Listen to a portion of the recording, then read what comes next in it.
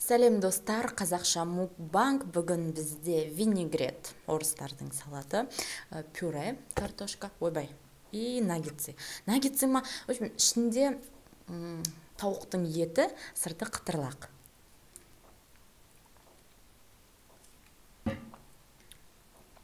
Бұл мұздатылған күйі сатылған болатын, жаңа ғана өзім пісірдім.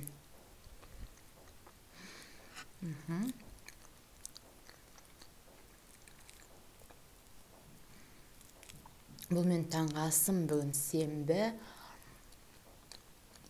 Мен бүгін ұйықтадым. Ұйқым қанды.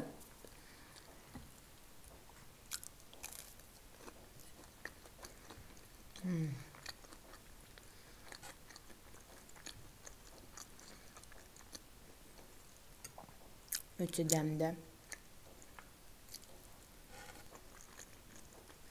Бұл салатты маған әжем жасап берді. Апам. Мен бір түсінгенім, менің оқырмандарымның арасында түрлі қалалардан адамдар бар екен. Яғни Тараз, Ақтау, Қызылорда, Астана және де әр аймақта әр түрлі сөйлейді ғой.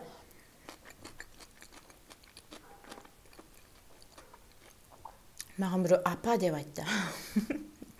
Бізде Шығыс Қазақстанда апа деген әжені айтамыз, яғни менің әкемнің анасын мен апа деп айтам.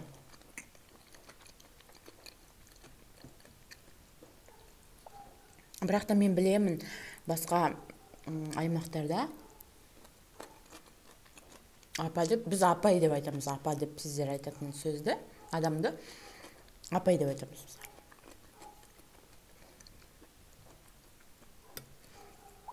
Сол сияқты өте көп ондай жағдайлар шынымен де күлкілі осы өмірде.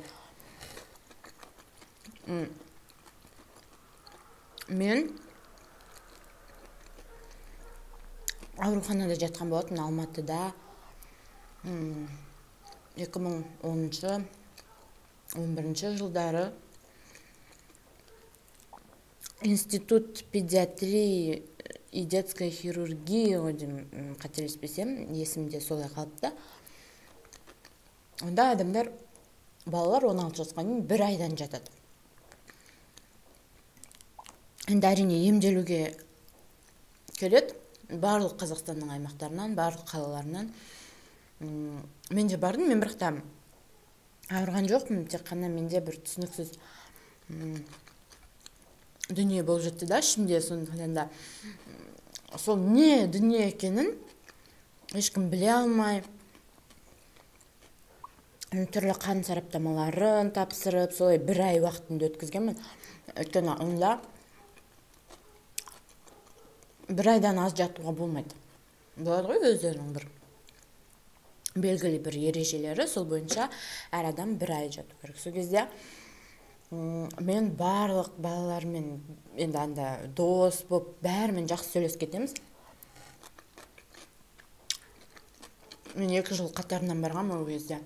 1-ші жыл барғанда көбінесе орыстар болды. Немесе орыстанған қазақтар болды да. Сосын біз орысша сөйлескенде ол мүлдем байқалмайды. Барлығымыз бірдей сөйлесеміз.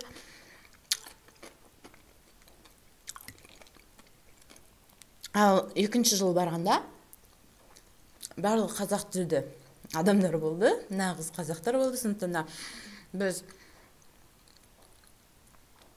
сөйлескен кезде өте айқын ол көрінді. Бәріміз әртүрлі сөйлейтініміз бір сөзді.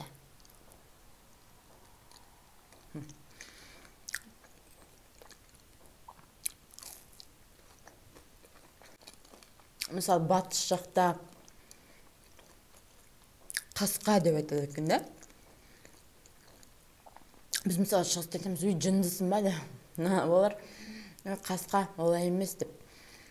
Мен үшін олардың сөздері дөрекі естілді басында. Не деген сөз, не деп тұрмаған деп. Сосын өзім де солай сөйлеп кеттім. Өте қуаныштымын сол кезде.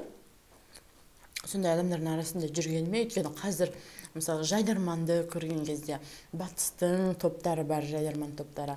Шымкент жақтікі. Барлық олардың сөздерін түсініп отырамын да, сол үшін мен өте қуаныштымын.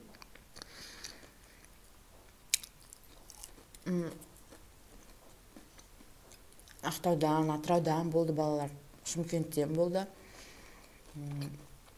Әрқайсысының бір боқтағаны бәрі.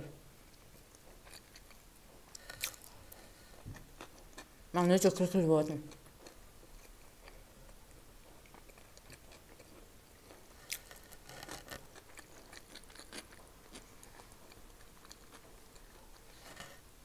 Мен толстовкам қалай сіздерге? Өте бос. Менің тұла бойыма арналған десем.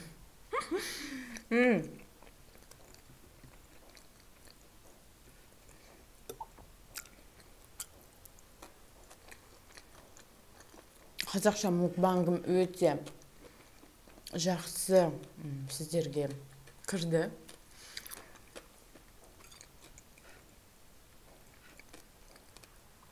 Және де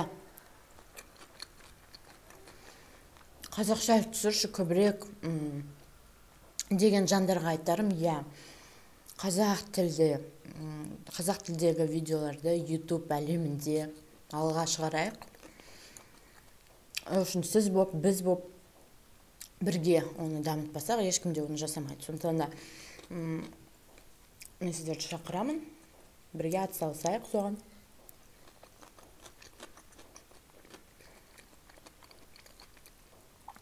Өйткені шынымен де орыс тілді видеолар толып жатыр. Маған өте дұрыс бағыт-бағдар бердіңіздер деп есептеймін. Дегенмен де мүмкін арасында орысшада жазып қоятын шығармын енді. Көреміз.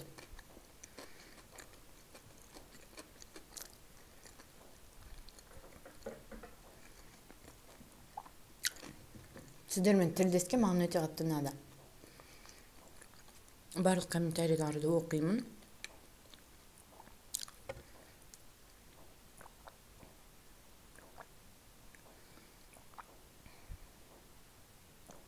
Бұл Juicy Cool алма дейді, білмеймін.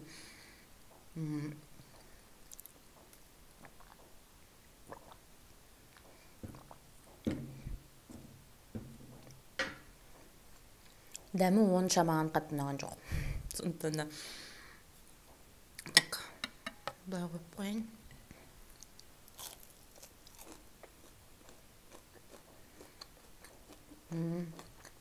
Өте дәмді.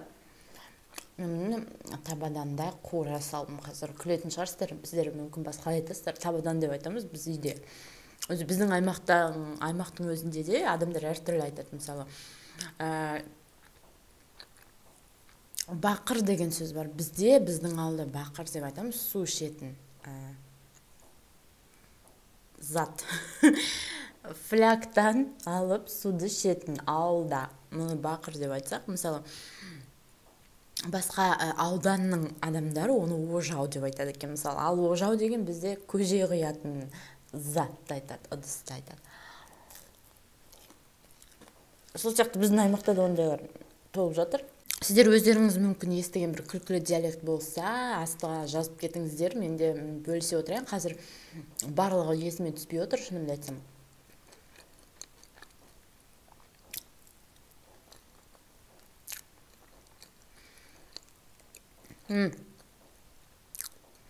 Мысалы, шелекті, біз шелек десек, басқа аудандарда леген деп айтады екен. Тағы бір тәпішке деп айтамыз біз. Үйге кетін тәпішкені ше. Бір адамдар оны шақай деп айтады. Содан, мысалы, солай қызық сөйлейтін адаммен күнде сөйлессең, сен де солай сөйлеп кетесің. Мен өзі сөйлеспей-ақ, осы жайдарман дегендерді көріп, батысша сөйлеп кетем кей кездері, шымкентше сөйлеп кетем. Қазір енді батыстың топтары алдыда тұр ғой. Оның алдында шымкенттіктер болған. Сонда берді өз сценарийларын ойнап кеткен кезде өздерінің сөздерін қосып жібереді ғой енді. Сол кезде мен үшін ол күлкілі болатын да. Соны прикол тастап әзіл ретінде қыздармен сөйтіп бір-бірімізге айтып жүретінбіз. Содан кейін солай айтып кететінмін. Мысалы, ше дегенді біздің жақта қоспайды. Мен сол шымкенттіктердікін алып алғам ғой. Еще мен қалалым көргем. 2018 жылы күні бойы қалалым көретінмін. Сонда да түрлі сөздер естисің.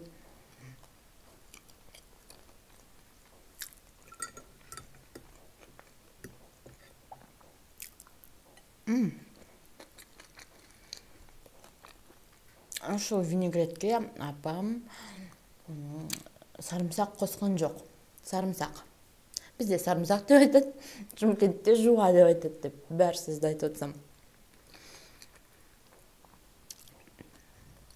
Содан кейін мен жусай деген не екенін біле алмай жүрмін. Естігенмін біреудің Инстаграмда ма, білмеймін. Я люблю манты с жусаем деді ғой. Манты деді ғой. Или басқа тамақты айтмайды, жусаем деді.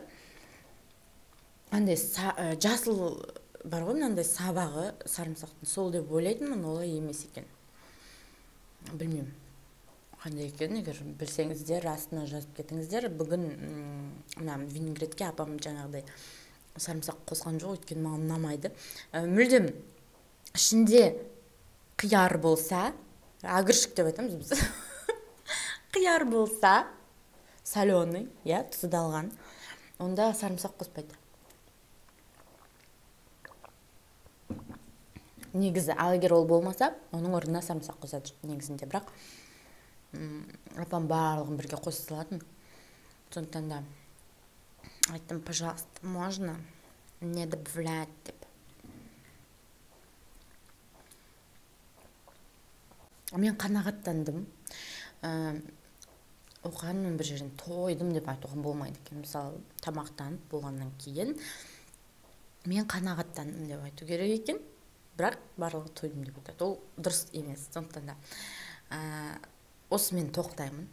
Мен қазіргі таңда тағамдарды азайтып жүрмін. 6-дан кейін тамақ ішпей деген сияқты. Сондықтан да түсіністікпен қарайды деп ойлаймын. Сіздерге видео ұнаса, маған лайк басыңыздар, астына өз диалекттеріңізді, мүмкін біреуден естіген күлкілі диалекттерді жазыңыздар, бөлісіңіздер, маған өте қызық болады.